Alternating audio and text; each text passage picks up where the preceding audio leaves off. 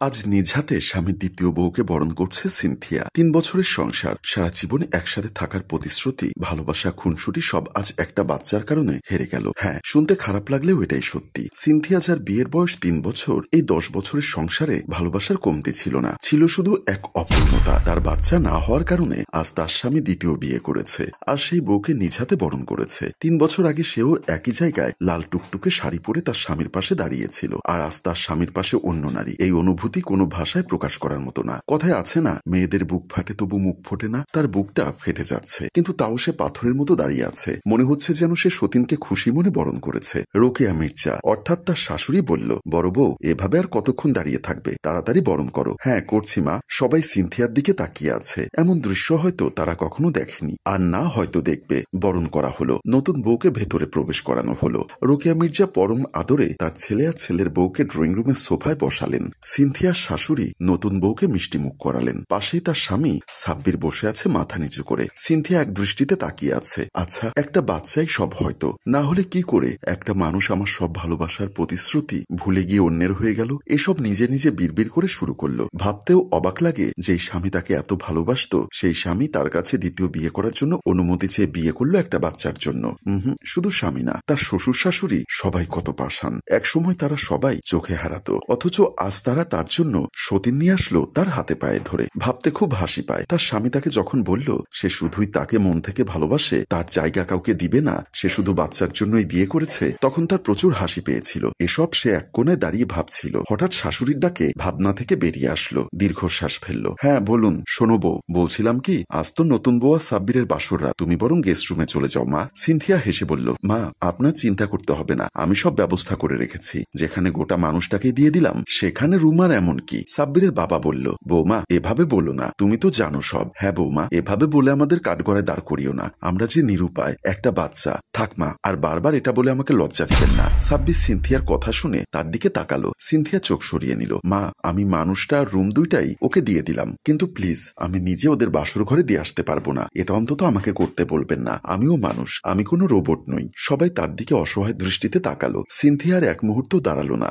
এক দৌড়ে চলে গেল। ঘড়িতে যখন রাত 12টা, নতুন বউকে বাসর ঘরে দিয়ে আসা হলো। নতুন বউয়ের নাম মাহিরা। গরিব বাবা মায়ের মেয়ে, তাই বিবাহিত পুরুষ হওয়া সত্ত্বেও তাকে বিয়ে দিচ্ছে তার পরিবার, ছেলে বড়লোক বলে। শাশুড়িমা নতুন বউকে বললেন, অনেক আশা করে তোকে এই বাড়িতে নিয়ে আসলাম, আমাদের আশা তুই পূর্ণ করিস মা। সাব্বিরের বাবা আর আমার খুব ইচ্ছে নাতি নাতনির মুখ দেখবো, আমাদের একমাত্র আশা ভরসা শুধু তুই। নতুন বউ শাশুড়িকে সালাম করে বলল, আমার জন্য দোয়া করবেন, আমি যেন এই পরিবারের সবাইকে খুশি করতে পারি, সকলের সব আশা পূর্ণ করতে পারি। আমি জানি তুই পারবি, তুই এখানে বস মা, আমি দেখি সাব্বির কোথায়। শাশুড়িমা চলে গেল। নতুন বউ বিছানায় বসে ভাবতে লাগলো, আচ্ছা, নিজের দুঃখ দুর্দশা দূর করতে আমি কি অন্য একটা মেয়ের জীবন কালো অন্ধকারে ঢেকে দিলাম? আমার জন্য কি অন্য কারো সংসার ভেঙে যাচ্ছে? কিন্তু এতে তো আমার কিছুই করার ছিল না। ভাবনা স্রেত পড়ল যখন ঘরে কেউ প্রবেশ করলো। ভেবেছিল তার স্বামী সাব্বির, কিন্তু না, তার সামনে অশ্রুভেজা চোখ নিয়ে দাঁড়িয়ে আছে এক দুঃখিনী, যাকে দেখে মাহিরা বেশ মায়া হলো। সে কিছু বলার আগে সিনথিয়া বলল, তুমি খুশি হয়েছ তো? আমার সংসার, আমার রুম আর আমার মানুষটাকে আমার থেকে কেড়ে নিয়ে এই সবকিছুই আমি তোমাকে দান করলাম। তোমার থেকে আমি এসব আর কখনো চাইবো না। আপনি বিশ্বাস করুন, আমি ইচ্ছা করে বিয়েটা করিনি।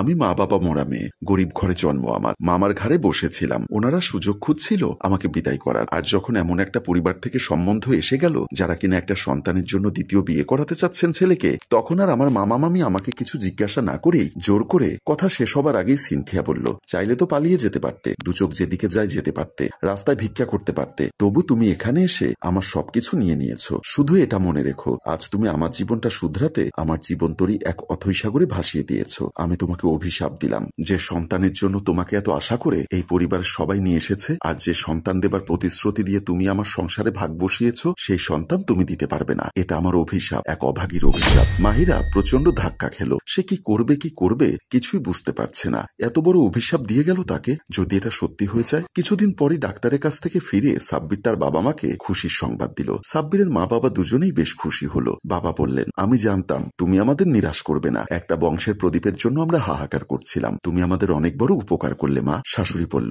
এমন একটা লক্ষ্মী বউ আমরা চেয়েছিলাম, আল্লাহ আমাদের ইচ্ছা কবুল করেছেন। সাব্বির বলল, এতদিনে আমি বাবা ডাক শুনতে পাবো, আমার ভাবতেই যে কি আনন্দ লাগছে, তোমাদের কিভাবে বোঝাবো। এমন সময় মাহিরা খেয়াল করলো দূর থেকে কথাগুলো শুনছিল সিনথিয়া। মাহিরা সেদিকে এগিয়ে গেল। আপু, আপনি মা হবেন, এই পরিবারের বংশের প্রদীপ আসবে, আপনার কোল আলো করে থাকবে একটা ফুটফুটে সন্তান, যাকে আপনি নিজের মতো মতো করে বড় করবেন। সিনথিয়া চুপ করে তাকিয়ে আছে। মাহিরা আবার বলল, কি হলো, আপনি খুশি হননি? আমার যে সন্তান আসবে তাকে আমি আপনার হাতে তুলে দিব। আপনি যেভাবে চান তাকে আদর যত্নে বড় করবেন। আমি কখনো তাকে আপনার থেকে দূরে রাখবো না। সিনথিয়া এবার হেসে উঠল, এত জোরে হেসে উঠল যে তার সামনে থাকা মাহিরা অবাক হলো বটে। আর ওদিকে দরজায় দাঁড়ানো সাব্বির, তার বাবা মা প্রত্যেকেই ভীষণ বিস্মিত হয়ে গেল, কারণ এই মেয়েটাকে এভাবে হাসতে আর কেউ দেখেনি। কয়েক মাস পর খানবাড়ির বংশের প্রদীপ জন্ম নেওয়ার সময় হলো। তখন সবাই বেশ চিন্তিত, কখন একজন ডাক্তার আসবেন আর বলবেন নাও একটা ফুটফুটে সন্তান হয়েছে। সবাই এই আশায় বারবার তাকাচ্ছে ভেতরে। এমন সময় সকলের অপেক্ষার অবসান ঘটিয়ে একজন নার্স বেরিয়ে এলো। খানবাড়ির সদস্যরা তাকে ঘিরে ধরে জিজ্ঞাসা করলো, ভেতরে অবস্থা কি? নার্স গম্ভীর মুখ করে বলল,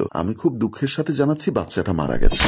সাব্বির বলল, এটা আপনি কি বলছেন? এটা হতেই পারে না। আমি গত মাসেও চেক আপ করিয়েছিলাম, তখন সবকিছু ঠিক ছিল। আর আপনি এখন কেন এটা বলছেন? সাব্বিরের বাবা বলল, দেখুন, আপনাদের নিশ্চয়ই কোনো গাফিলতি আছে। আমি কিন্তু সবার নামে মামলা করব। সাব্বিরের মা বলল, আপনি কিছু মনে করবেন না, ওরা পাগল হয়ে গেছে। আপনি প্লিজ আমাকে সত্য কথা বলুন। আমি আপনাকে সত্য কথাই বলছি, বাচ্চাটা মারা গেছে। আর ওই মেয়েটির অবস্থা খুব একটা ভালো না। আল্লাহ না করুক। নার্স পুরো কথা শেষ না করেই চলে গেল। খানবাড়িতে নেমে আসলো এক কালো অধ্যায়। মৃত বাচ্চা প্রসব করার খবর এতক্ষণে চলে গেছে মাহিরার কানে। তার শরীরের অবস্থা ভালো না। কান্না ভেজা চোখে মৃত্যুর অপেক্ষা করছিল তখন মাহিরা। এমন সময় সেখানে তার সামনে উপস্থিত হলো সিনথিয়া। তার অট্টহাসিতে মাহিরার কান ফেটে যাচ্ছে। বন্ধ করুন আপনার হাসি, আমি সহ্য করতে পারছি না। না, আজ আমার হাসি থামবে না। এতদিন আমি অনেক কেঁদেছি, তোর জন্য কেঁদেছি। আজ তো আমার হাসির দিন। আজ থেকে আমি মন খুলে হাসবো। কি বলেছিলাম মনে আছে? যে সন্তানের জন্য তোকে এত আশা করে সকলে নিয়ে এসেছে, আর যে সন্তানের জন্য তুই আমার সংসারটা ভেঙে দিলি, সেই সন্তান তুই ওদেরকে দিতে পারবি না। আমার আল্লাহ আছে, তিনি এর বিচার করেছেন। কথাগুলো বলে সিনথিয়া আরো জোরে জোরে হাসতে লাগলো। এদিকে মাহিরা মনে মনে তার মৃত্যু কামনা করছে, কারণ সেই অট্টহাসি তাকে মৃত্যুর থেকে বেশি যন্ত্রণা দিচ্ছে। সম্মানিত ভিউয়ার্স, আমাদের আজকের গল্পটি কেমন লাগলো অবশ্যই কমেন্ট বক্সে জানাতে ভুলবেন না। গল্পটি ভালো লাগলে শেয়ার করে আমাদের সাথেই থাকুন। ধন্যবাদ। গল্পটির ভাবনা ও পরিচালনায় অভি, ক্যামেরায় শিহাব ও শাকিল এবং প্রযোজনায় মঞ্জুর মোর্শেদ। ধন্যবাদ।